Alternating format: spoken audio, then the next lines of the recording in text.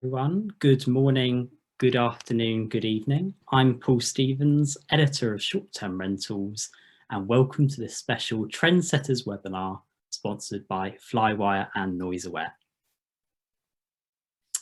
Today, I'm excited to reveal my 6 predictions for the short-term rental industry in 2022 with the help of 3 industry experts who we will meet shortly.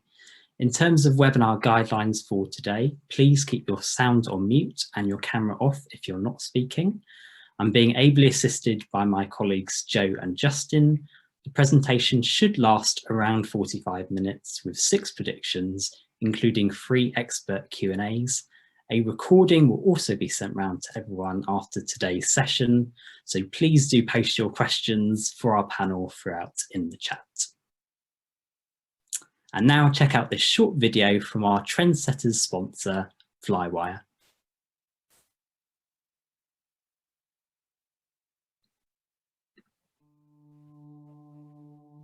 Nemo Bay is a wilderness resort remotely located in the southern part of the Great Bear Rainforest, which is just off the northern tip of Vancouver Island in British Columbia. And people that come to Nemo Bay are usually looking for adventure, for wilderness, for wildlife.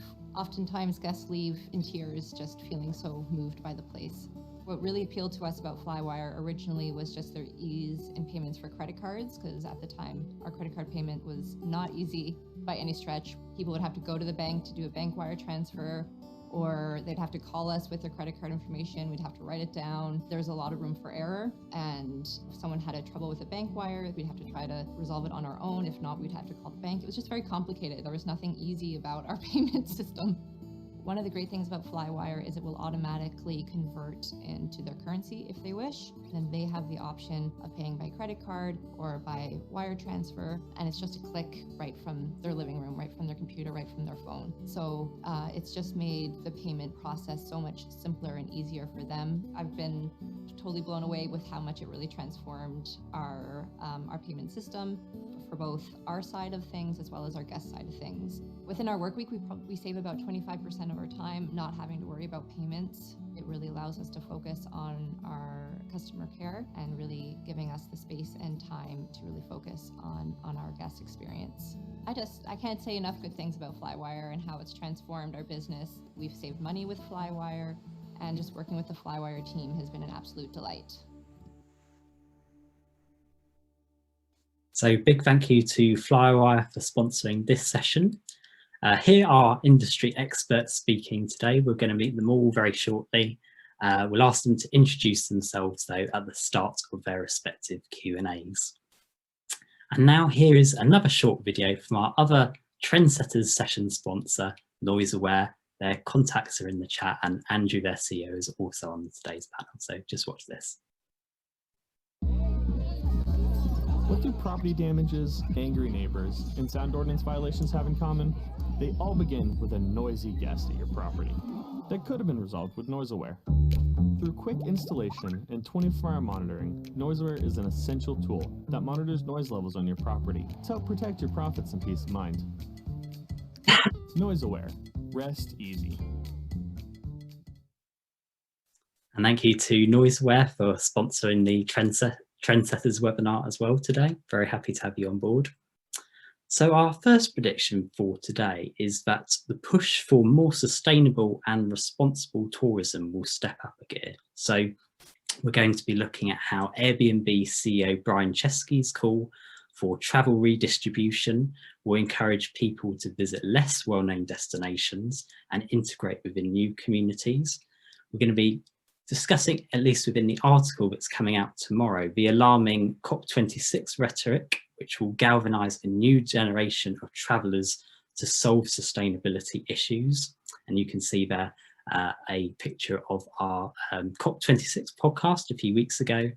And finally, tech providers such as NoiseAware will be partnering with OTAs and cities to promote responsible tourism and eliminate illegal parties. So I'd like to bring in Andrew to kick off today's Q&A. Please just introduce yourself, Andrew, for those of us not aware of you already. Well, thanks so much, Paul. And as always, we're excited to be a sponsor of short-term rentals. But for everyone that's on the call, my name is Andrew Schulz. I am CEO and co-founder of NoiseAware. We provide a property assurance solution for property managers to know exactly how their space is being used, so that if there is something that's going wrong, they're the first to know, not the last. Fantastic. Thank you very much, Andrew. And my first question to you today, based on the predictions for 2022, we're talking here, as you can see on the slide, about responsible tourism. Why do you think responsible tourism has become such a big topic, and maybe what are the reasons for this shift? Well, I think it's always been a big topic. I think as part of the unlock that short-term rentals has provided is the opportunity to live like a local. And as part of that, you want to do that in a respectful way. And I think those are the guests and travelers we're all seeking. But of course, there are some opportunistic folks who don't see it that way. And that's just unfortunate and something we should try to monitor for. But the opportunity to travel in more authentic locations is just more appealing, right? You get more of a feel for the actual community, a feel for the environment. You get closer to what it is actually like to be in that new community. Fantastic. And I know you've had a couple of integrations as well throughout the year. I don't know if that's something you're going to talk about within this Q&A, but could you also tell us a little bit about why you think short-term rental operators are now adopting NoiseAware as part of their responsible property management practices you discussed there? Well, I think it's a couple reasons. I think the first is just as much as the travelers want to live like locals, the responsible homeowners or property managers are also looking to bring all of the benefits of travel and tourism and those economic development dollars to their community. And then in the hiking trend, leave no trace, if you will. And that's kind of the first step. And then the second is, property management is a business where sometimes you just don't know what's happening. And we've invented this category of product that allows our customers who are at the forefront of responsible property management to have the awareness of every aspect of their business. There's no longer this black box from check-in to check-out of how the space is being used. There's actually now confidence that every guest is using the space as they agreed to in the house rules.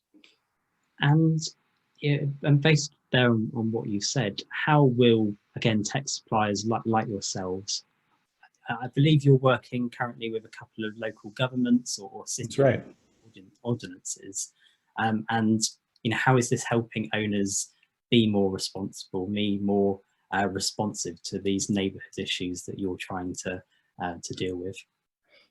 Well, I think we're all familiar with the kind of headline party scenario that we've all seen. Luckily, our data shows that those are actually incredibly rare. And that's something that kind of gets lost in the conversation. And especially now, we've had just this fantastic growth of short-term rentals, often in communities who've never had the opportunity to have those tourism, that targeted tourism to their communities before. And so they're trying to understand, what do I do with this new type of traveler, new type of accommodations? And in that kind of mix of this, changing environment, often there's this kind of boogeyman that short-term rentals are always the problem. And luckily our data resoundingly confirms that short-term rentals are actually not the problem. Generally the problems are actually the long-term renters, but until NoiseAware existed, there wasn't any data to have this conversation objectively. So yes, we do solve the rare instances where someone has the TV up too loud, or they're staying on the patio too late. But really, we also have the peace of mind that if there is some sort of noise nuisance issue, that our customers can confidently say that it wasn't them. And is Big Bear Lake. I think you're doing a program at the moment. Did you want to touch on that a little bit? Yeah, so Big Bear Lake is the newest municipality we worked with, and the fourth kind of in a series, and luckily there's more in the pipeline. But with Big Bear, what we worked with them to create is basically a rebate program where in Big Bear, you have to get a license to operate a short-term rental, just as any other business does. But for the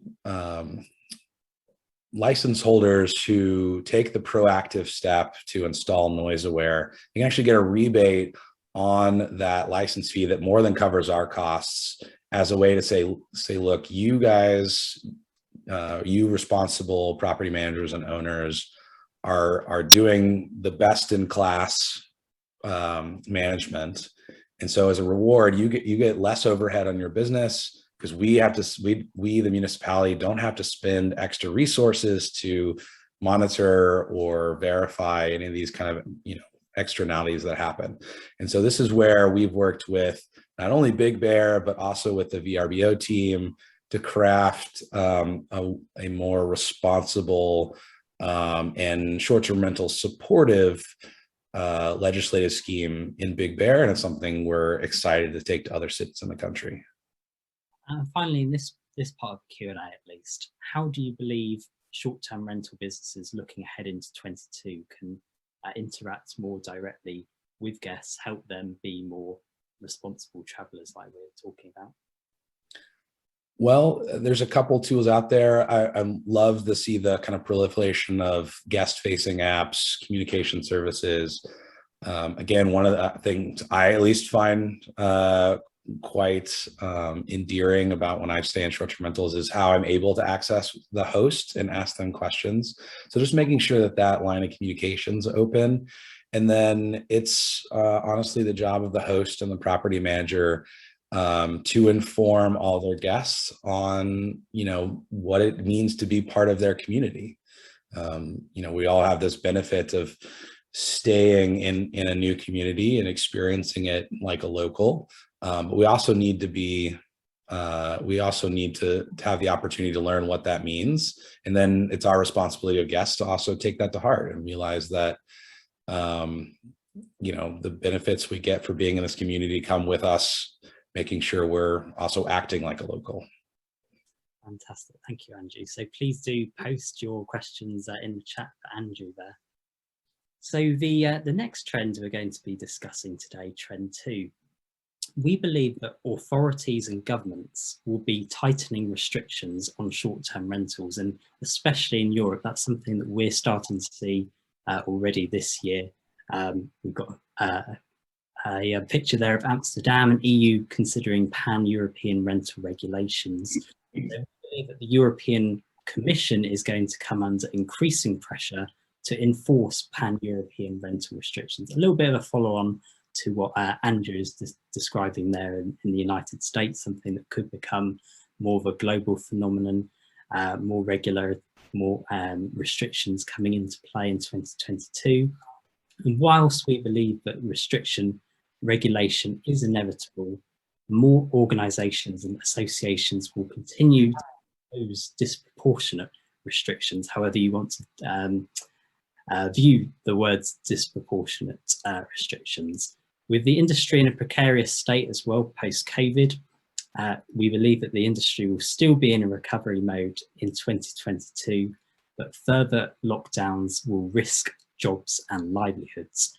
And finally, we're also saying that property managers will feel both empowered and emboldened to join national alliances, for example, the VRMA, to create common sense rules for rentals. And you can see a couple of the links, including to a webinar we did in June, the challenges and opportunities facing the short-term rental industry. A couple of speakers there. We've got quotes for our predictions article coming live tomorrow. And for our third trend, our third prediction that we're predicting for 2022, we're going to be talking to Cindy Diffenderfer from Orion Haus very shortly. So the overall prediction is that new categories of flexible living and housing solutions will emerge. So looking at this, we've got a couple of things that we've been covering on short-term rentals, talking about how remote working will remain a long-term trend. We've got a podcast there with Mike Liverton and Emmanuel Lavoie from Jetstream that I would fully recommend that you check out on our SoundCloud. We believe that living communities will adopt technology that facilitates a nomadic lifestyle and enhances well-being. And the rent-to-rent model will boom in the same vein as the rest of a sharing economy, the likes of Uber, for example. So we've already touched on those points, but let's bring in Cindy herself. Cindy, would you like to introduce yourself for us? Hi. Well, first, Paul, Madison, Andrew, thanks so much for including me today. We have all been collaborating and working together over the last couple of years, so excited to be with friends and colleagues. I'm the co-founder and CEO of Orion Haus. We build, acquire, and or manage multifamily housing that is short-term rental friendly. So our communities are first and foremost primarily residential. And then secondarily, we let those renters, our residents, do short-term rentals when they are away. So we are, probably the third or fourth company, my former company being the first, that actually allows renters to monetize their home through short-term or vacation rentals as a supplemental income, or in some cases, they're actually able to use it as a primary income, but essentially Airbnb-friendly buildings. Fantastic. I'm delighted to have you on today's webinar, Cindy. Thank you to you and Orion Haus for your support. So touching there on the rent-to-rent model, I think it's not something that we know too much across necessarily in other parts of the world beyond the United States at the moment. However, could you explain to us what you think the key uses are of the rent-to-rent model that is making it a popular model in the flexible housing space, whether it's guests, residents, building owners? What do you think? So we've got some really interesting data on our residents. The demand is overwhelming, quite frankly. I think people that participate in the home sharing or vacation rental marketplace from the consumer's perspective as a traveler, as well as prior host experience, have gotten a taste and further created an appetite for this rent to rent, because it allows them to essentially become real estate investors without having the large capital requirement of purchasing real estate.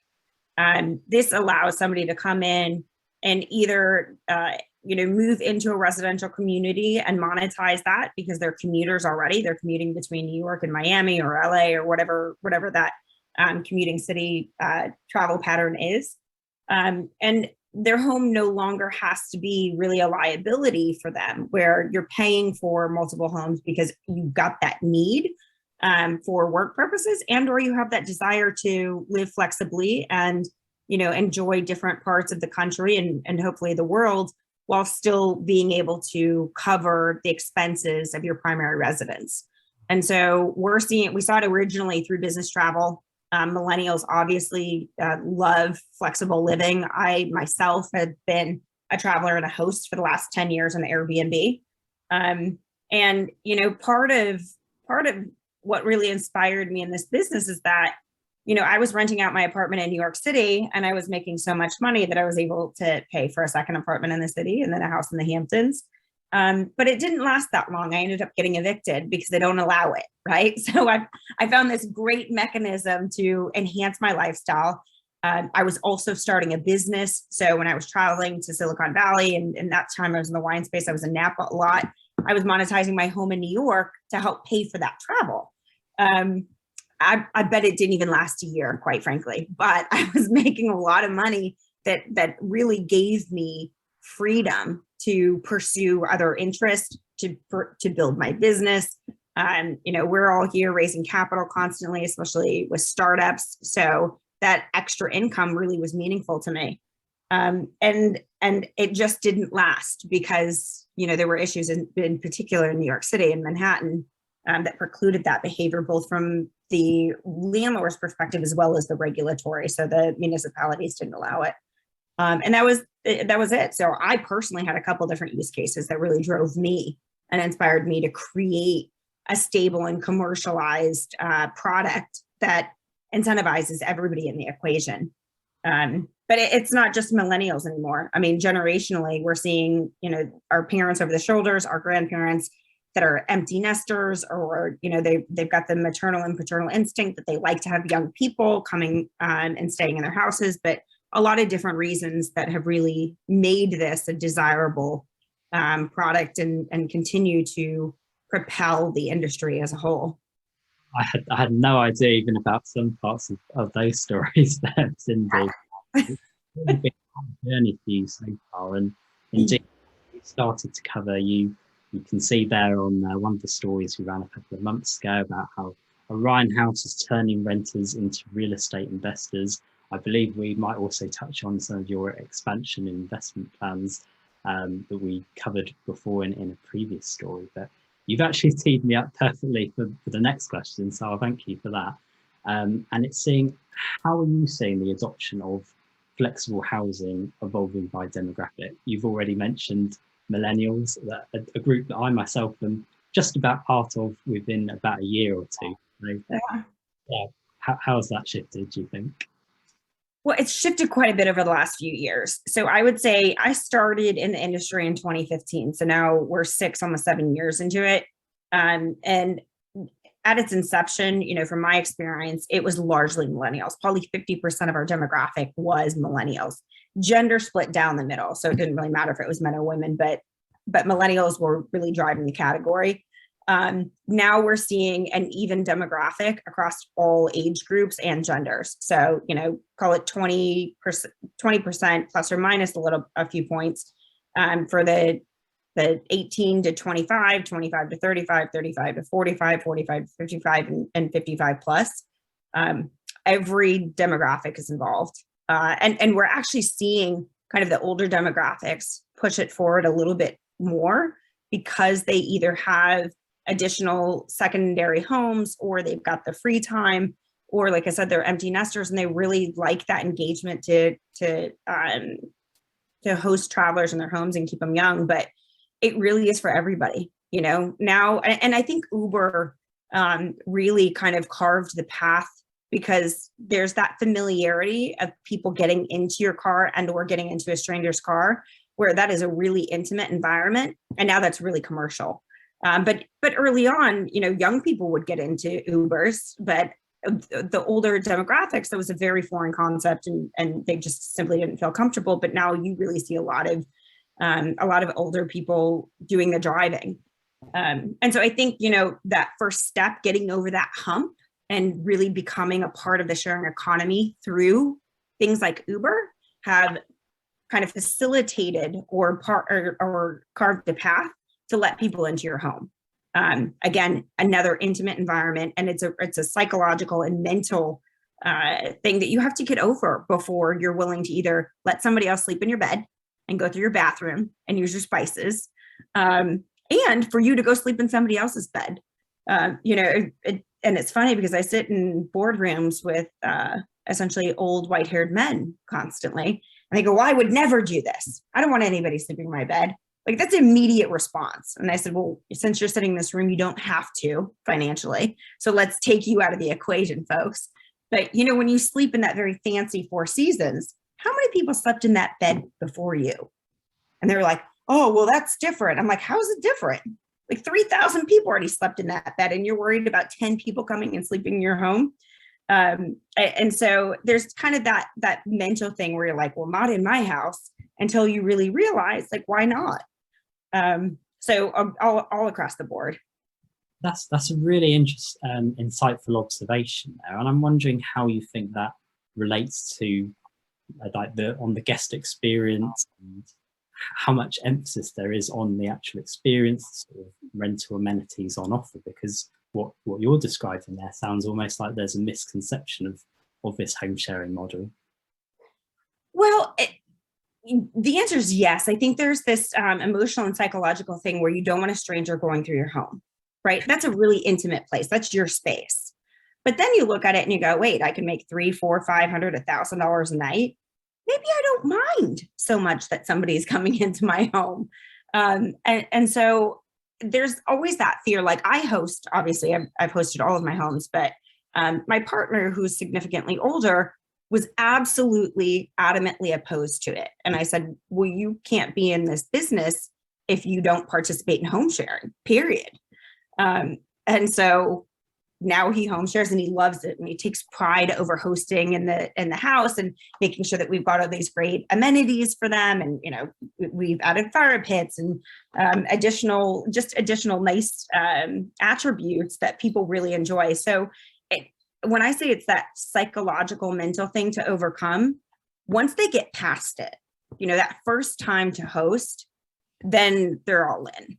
That's been our experience so far. And we've had a couple people in some of our communities, that tried it and then just didn't really like it. They really felt like their space was invaded. But I would say 99% of our resident base, and in fact, we've got buildings that 99% of our residents actually participate in the home sharing program, really enjoy it. So it takes time to get your head around it and to accept others using your personal private space. But, the money, the pros kind of outweigh the cons at that point. Fantastic. And you've already touched on Uber as well and other segments there of the sharing economy. How do you think the growth of the sharing economy is going to drive demand for travel to second and third tier cities as well? A little bit like we explained already in the context with Andrew about this travel redistribution that's taking shape. We're seeing it. We've got a huge portfolio of secondary and tertiary cities, and our buildings are actually not located in like the downtown areas. They're kind of in the outer areas that probably were developed early on and were a hot spot or central location. And, over the last 20, 30 years, the migration that naturally occurs in any city, where neighborhoods are hot and then not, but we're thriving. I mean, really, really strong demand. COVID put and, brought out a curiosity, I think, with the American people. Now we can't fly because we don't feel comfortable, but we still want to travel. And so we ended up getting driving destination travelers. So, if you live in Chicago and you want to go somewhere else and you want to go to the South, they're driving and they're making a 2-week trip out of it. And they're going all over. So before, where you would see a few 100-mile radius of those that would take a trip and travel, we're seeing 1,000-mile, 2,000-mile trips. And people are really exploring our nation in a way that I don't believe we've seen in a long time. And I think that behavior is going to persist, because when you start making these memories and then you realize how easy it was versus the chaos of putting a 5 or 6 person family on a plane, chaos and price, right? There's all that stress that really comes about when traveling with your family. A lot easier to throw yourself in a car and get on the road at your leisure. And so I think a lot of the behavior that we've seen through COVID is going to continue. Now, I don't know if it's 50% or 70% that is going to continue visiting, through drivable cities in those secondary and tertiary markets. But certainly once the exploration begins, I don't know that it ever ends. We grew up vacationing on travel, or like on driving trips always. So that to me is just, that was how I was raised, and always loved it. You make great memories. Like I remember the road trips, long, but fun. And I think families are going to look at that and hold on to it and think, God, it was a lot easier. It was a lot cheaper. Until our kids are at an age that it makes sense to put them on a plane again, like why not drive? So I think we're going to continue seeing that the travel trend with the geographic distribution that we're seeing in those secondary and tertiary markets. And I think you're going to continue seeing a lot of driving vacations. I fly because it's required of my job, but I would prefer to drive any day. Like flying is the worst experience and it's only getting worse. That the flying experience is not getting better anytime soon. Other people say about that as well. But thank you very much, Cindy, for a fantastic Q&A. And please do, again, to the audience, please do post any questions you have to Cindy or indeed any of our other panelists in the chat, and we'll get back to them at the end of the Q&As, and we had a question from Mike Stapley. So Mike, I'll just leave that till after we've spoken to Maddie as well. So moving on to trend number 4 that we're envisaging for 2022. So we're envisaging that investment will continue to pour into the short-term rental space, but that the SPAC bubble will burst or at least slow down. And we've seen a lot of SPAC acquisitions and mergers, one today, of course, with Vacasa raising $340 million and reaching a $4.4 billion valuation from its SPAC merger with TPG Pace Solutions. Sonda Inspirato also planning to go public via this method. The short-term rental industry, we believe, will attract a record amount of venture capital in 2022. I think that will give a lot of people in the audience a lot of confidence for the year ahead. Capital we expect to be poured into the likes of technology, operations and acquisitions, thereby standardizing the end product. Property managers will also continue to add more inventory, and more will IPO or go public by whatever means. And for trend 5, I'd like to bring in Maddie from Mount very shortly. The overall trend that we have for this section is we are expecting value-added services to become more commonplace in rental offerings and professionalize the guest experience. So before I bring Maddie in, I'm just going to touch on a few little bits of context that we've been exploring on short-term rentals recently. So I think Maddie is the perfect person to talk about this, that short-term rentals will tap into the burgeoning micro-mobility market worth an estimated $540 billion. And we believe that this trend will harness the popularity of adventure travel. We can see there one startup we covered in France recently, Sporty Home, closing a €2 million funding round. The global sports tourism market is now worth an estimated €710 billion. And a quote as well that I thought was quite perceptive as well for these times from Breezeway CEO Jeremy Gould.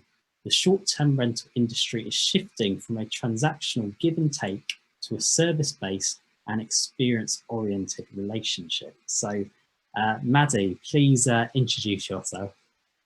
Thanks, Paul, and thanks for having me. Hi, everyone. My name's Madison Rifkin. I'm the CEO and co-founder of Mount. And basically, we're a rental amenity platform that can take anything you have in your garage, from a bike, a scooter, a golf cart, kayak, paddleboard, you name it, and we turn it into a rentable amenity. So that way, when a guest shows up at your property, you don't have to be there, but you can actually rent your amenities out to them pretty seamlessly and make that ancillary revenue that's pretty hard to tap into right now.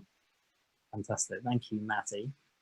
So my first question to you, Maddie, is why is micromobility such a burgeoning market, and how is Mount tapping into the space? I think it's probably also help if we have a little bit of a definition of what micromobility is, in case we haven't, some of us on this call haven't heard of it before. Definitely, yes. So micromobility is an industry term, and it really just encapsulates every trip taken on a lightweight electric vehicle that's under 5 miles. So really, that's pretty much every trip taken in a metropolitan city. They actually do happen to be a majority of them under 5 miles. And then as well, when you're on your electric scooter, your electric bike, that also constitutes as micromobility. So this was a very emerging market probably 4 to 5 years ago. It's now very established. But definitely still changing and growing. So you might know the companies Bird, Lime, Uber, and Lyft have gotten into the game as well, where they basically put scooters and bikes on the streets of a city and you can rent them. And there's a lot of chaos involved. There's a lot of city clutter involved and a lot of angry people on every side of the industry, especially city governments. But the most interesting statistic is that these vehicles have been positioned as a commuting tool. But in reality, most of the rides that are taken on these vehicles are actually by tourists, because it's a great way of a lot faster than walking to get around a city or a town. And you have the ability to stop when you see something's cool, as opposed to getting in an Uber and going to one destination and missing everything cool that's along your way. So that's really where Mount was born, is that we took this micro-mobility world and have now shifted it and kind of are looking at it at a different way. But yeah, that's micro-mobility. I think in our pre-call, forgive me if I got this statistic wrong, but I think you said that 9 out of 10 people, at least in the States, is it, who own a bike, but only 14% of these are actually getting used and the rest are gathering dust. Is that actually true? Yeah, it's actually a global statistic. 9 out of 10 people owning a bike, but it getting used 14% of its lifespan. And a lot of them ending up in landfills, not a lot of repurposing of these vehicles. And unfortunately, the current way micromobility works right now is they purchase all brand new vehicles. So a lot of factories in China are rolling these off the line, but none of the assets out there that people actually own are getting utilized in a new way. So, I mean, I can just personally think in my garage at home in Colorado, there's 5 bikes sitting in the garage that we got when we were relatively little. They still work, but have not been used in years. 4 scooters, 3 skateboards. So I would challenge you to think about what's in your garage right now, and you probably will come up with a lot of amenity assets that have not been used in quite a while. Cindy's already putting her thumbs up there. I'm off to check in my garage after this call. So by that reasoning as well, how are you noticing, because I know that Mount doesn't just cater for short-term rentals as well, but other asset classes, how are you noticing short-term rental private property guests actually thinking more now about amenity rental on top of their stay? Yeah, I mean, that's kind of why Mount jumped into the short-term rental space, was because of COVID. And I think the way people are traveling right now, they're looking for not just a place to stay, which is what kind of the old school traveler does. They're like, I'm going to go stay at a nice hotel. It's great. I'm probably not going to explore the city, but now people want these experiences. And that's exactly what Airbnb is trying to cater to, is get these hosts that create these really unique stays. My friends just stayed at one in Oregon that was a tree house, super cool. And you know, what other amenities can you couple that house with so that the experience doesn't just stop and end when you're in the house? So for example, by putting in mobility amenities, you can now control what that guest is in not a creepy sense of the word, influence what that guest is doing when they're not at your property. You can now give them recommendations to go scoot on down to the local restaurant, the local candy shop, whatever it may be. And you're actually giving them a way to do it, as opposed to, to hop in the Uber and here's where you're going. So you give them the ability to explore more like a local actually than not. By providing these amenities. And again, another thing that you, in our pre-call, that you wanted to emphasize was this self-service element. It certainly sounds like, quite a joined up process now that I presume has taken quite some time to put in place. But how do you believe then that Mount is contributing to the growing professionalization of the guest experience and enhancing the convenience for the end traveler? Yeah, that's kind of the way Mount was born. So I think what we've seen in the industry, not just short-term rental, but in hotels, in apartment complexes, that because of COVID, there's a very massive shortage of people willing to help and step in to do and run amenities, essentially. So at a hotel, people have been scaling back, offering bike rentals, offering that kayak rental shop, because they don't have people to facilitate that rental. If you think back to the last trip you took pre-COVID, if you went to go rent a bike, a scooter, a kayak, you probably had to sign a waiver. Then you had to give them your license, because they have to take something to ensure you're going to bring the vehicle back. And then that person had to give you a demo on how to use it, tell you where to go, and do all of that. And in the world of Airbnbs, that's not essentially possible, because the Airbnb host most of the time isn't living at the property. A lot of the time they're not even in the state.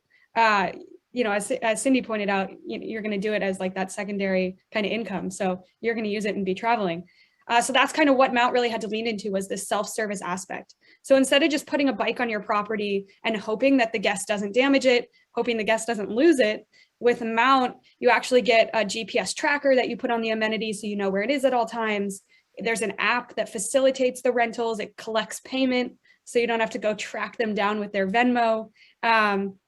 And once you basically put in the amenities, you do pretty much the marketing. And other than that, the guest kind of knows what to do and rent it. So in that sense, it's an easier sell and brings this level of professionalism because, You're not just leaving it on the side and being like, hey, I hope you understand how to use this, but I'm not here to tell you how to use it.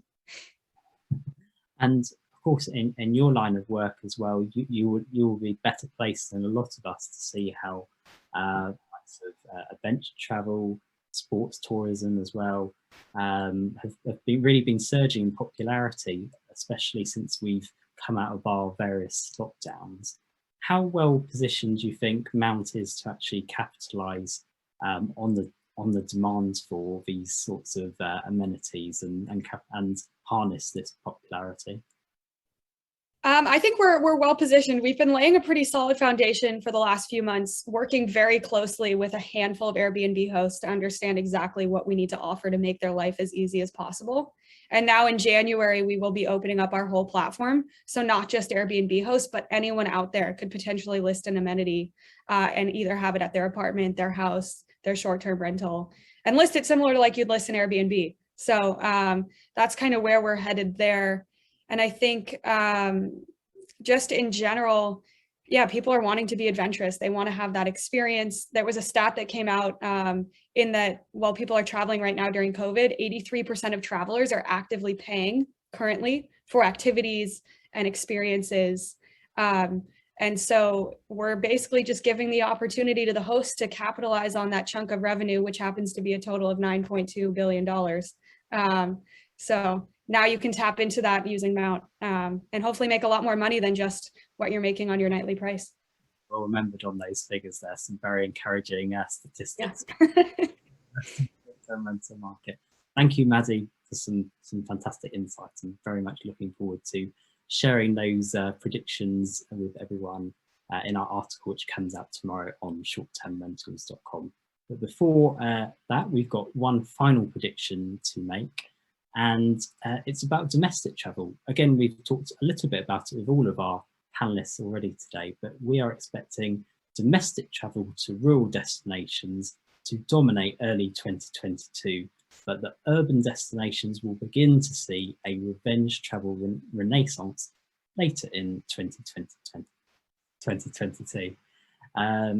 So we believe that the blurring of work and leisure travel, concerns over safety and privacy, especially in the wake of the Omicron variant of COVID, of course, and appetite for new locations will heighten demands for rural and resort locations.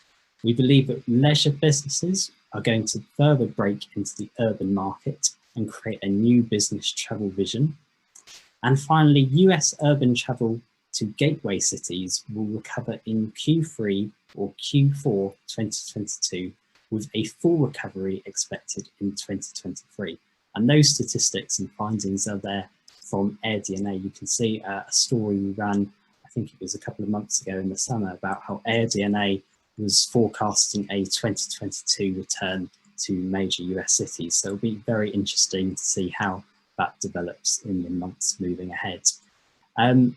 We've got one or two audience questions, I believe, so I will just go back and pose. There was a question from Mike Stapley. I know it was directed to all panelists, but it was at the time that Cindy was talking. So I'm going to direct this question to you, Cindy. Is the difference perhaps with the home sharing model in particular more of an issue as to what one calls home versus what is simply a residence that one owns and shares with others? Would you like to answer that?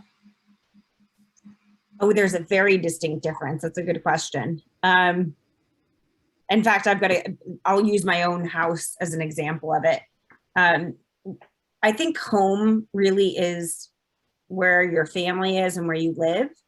And that is going to be kind of the defining factor of really allowing short-term rentals to take place, or like really, promoting it.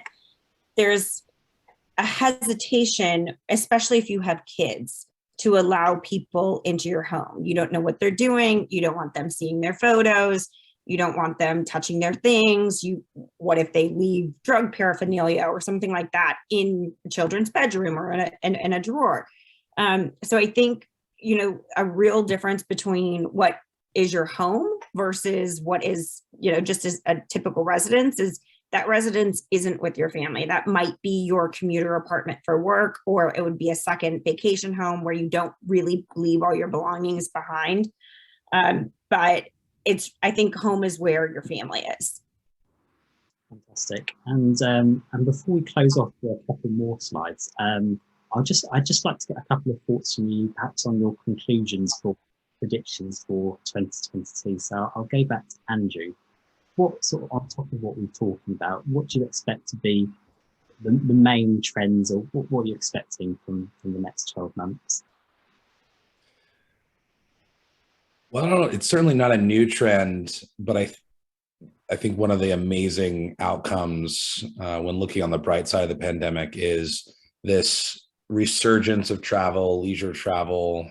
I'm not a big fan of revenge travel as a title for that, but that's what it's been called in some circles. But I think that desire to travel, experience the world is only going to increase. And this is definitely the inflection point for our industry to reach more of a parity with traditional hospitality in the minds of travelers. I think this is a trend and an opportunity for all of us that's not going away. It's something that we get to build on basically, for the next 10 years as far as the opportunities for our industry. Thank you, Andrew. And Maddie, would you share those thoughts as well about kind of the renaissance of travel in 2022? Yeah, definitely. And I think the thing I would add is just that I believe like the nomadic traveler is going to be a lot of a big influence here, and working remotely and just seeing how basically the lines blur between a traditional apartment and a short-term rental, and 3-month stays here and there, I think are going to become a lot more common. Awesome. And Cindy, I'll give you a final chance as well to add some extra observations. Yeah, I mean, I agree wholeheartedly with everything that Andrew and Madison have said. I think flexible living, housing, and working is going to persist. And I see people going back to the office on a limited basis, but the flexibility that this pandemic has really afforded us all in terms of quality of life is something that people will not give up easily. So I think, as we are all pushing forward this sharing economy industry and flexible living and workspaces, and just getting a better work-life balance, especially here in America where we don't really have that. Once you get a taste of it, it's hard to give it back. So I think that, those that are requested to come back into the office are going to dig their heels in and say, like, let's talk about that and see what that really looks like. I see the repurposing of office spaces and retail, traditional brick and mortar, going into more flexible housing solutions. So I think that it's just going to continue. I just don't see travel going back to the way that it ever was. Excellent. Well, a big thank you to all of our contributors, from Cindy to Maddie and to Andrew. It's been a pleasure to hear from you all today, your insights and predictions for the year ahead. So we've got just a couple of quick slides to run through first before we close off this session. Make sure to check out our next 2 Trendsetters sessions this week, both hosted by my colleague at IHM and Editor-in-Chief Publications, George Sell, on urban living trends. That's tomorrow, Wednesday, the 8th of December, and service department and extended stay trends on Thursday, the 9th of December. Details on how to sign up to both are in the chat for you now. And we'll be back for a new series of Rockstars webinars in the new year, starting with defining the new era of luxury on Tuesday, the 22nd of February. And you can already sign up for our website at shorttermrentals.com. And you can see the full list, pipeline of podcasts and webinars if you'd like to get involved with those 2. Here is also a snapshot of our 2022 event calendar. Something I'm particularly excited about is our 2022 Shorties Awards on Wednesday, the 18th of May. Stay tuned in the next couple of days for more details on what's to come in terms of opening up the entrance period. So very excited to get back to that, get back to in-person events, and hopefully see lots of you there. And for sponsorship opportunities, please do get in touch with my colleague Katie. Her details are on screen for you now. And a big thank you again to our series sponsor Flywire, and of course to the NoiseAware team and Andrew for participating in this webinar, as well as Maddie and Cindy. Do connect with all of us in the meantime, but all that's left to say is to thank you again to our speakers, to all for listening and supporting the series in 2021. Enjoy the rest of the festive season, and we'll see you again in the new year. Thank you very much, everyone.